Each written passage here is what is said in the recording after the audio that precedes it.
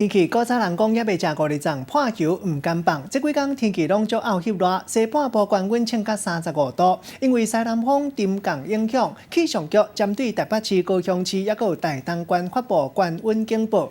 这几天台北市、台东、高雄、外山区拢有可能会降到35度、36度这卡斗的高温。直到5日节连假，若3天假期，5日节这一天上介热。气象局按算中部、北部高温会降到36度，就要等到礼拜日。又有方面落南，一个落雨，高温就会落4、5度。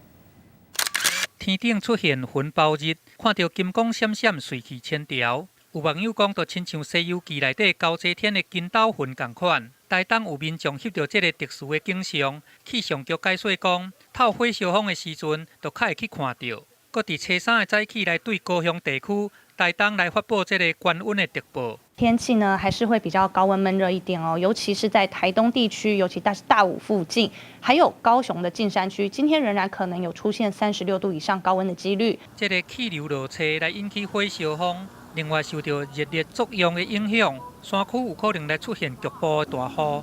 拗翕的天气会一直煞到5日节连假。伫个5日节迄天上热，气象局估计讲中部以北气温会来到36度。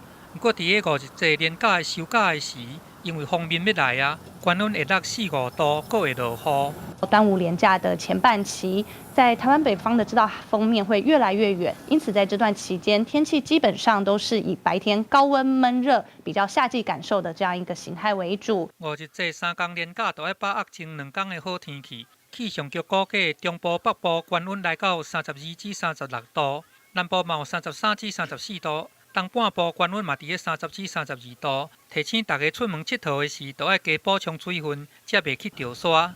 记者综合报道。